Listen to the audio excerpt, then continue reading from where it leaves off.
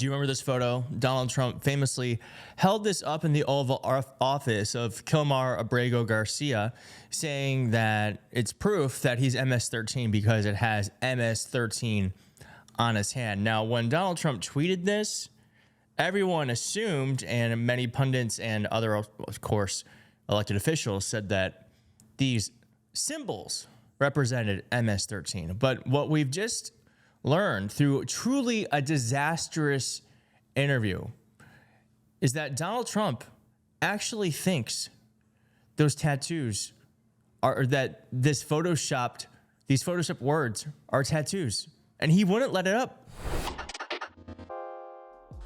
Now I'm gonna actually play the whole clip for you. It's 2.5 minutes long. It's I think it's very captivating. It's not entertaining, but I think it's fascinating to see in real time Donald Trump struggle to understand what you and I can see so easily, that those numbers on that man's hand are from a computer. They're not tattooed. He just fundamentally does not understand that.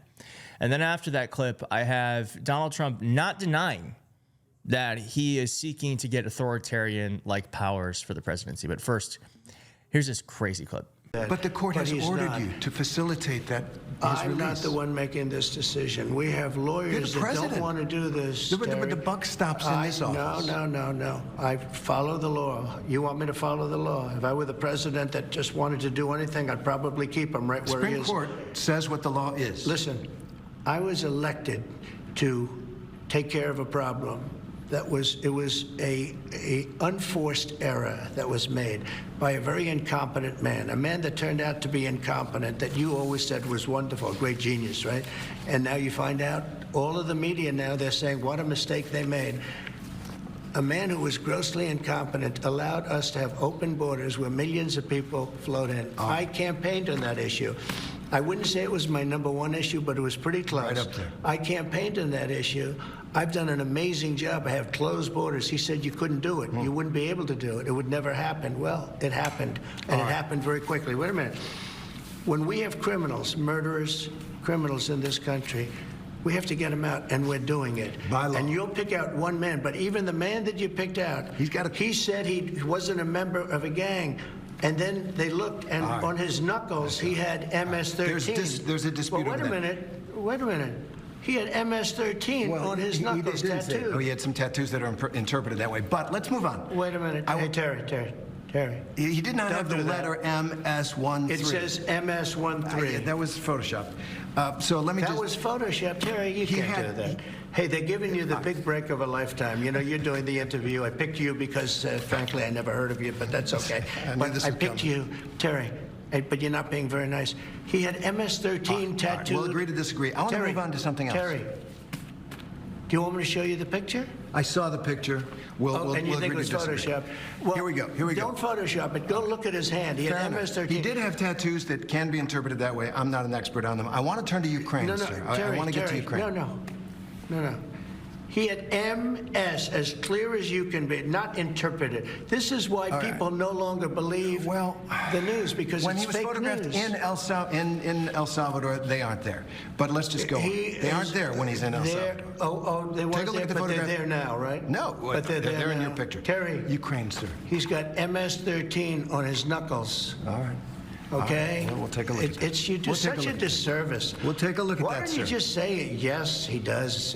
I mean, as you can even see with that clip, like, Donald Trump wanted to keep going. He could not let up. He does not understand that these words, or like these letters and numbers, were digitally added to his hand. Yashar Ali said, "This is incredible. Everyone was saying the MS-13 was added to the photo as a translation of the symbols on his knuckles. Now Trump is going against them and saying he actually has MS-13 on his knuckles when that's clearly false." Hassan Piker, one of the largest left-leaning streamers in the world, said, "Wait, so Trump actually believes the shitty MS Paint markers added on are actual real tattoos? Does he also think he tattooed marijuana smile, cross, and skull on his fingers? This is a severe cognitive issue." Yes, this is a severe cognitive problem. Someone else recap. So to recap, randos on the X, which is Twitter, to decode the tattoos that multiple experts on MS-13 have said had nothing to do with MS-13. Someone at the White House took the idea and crudely put MS-13 on the image, and Trump actually believed that was what the tattoo said.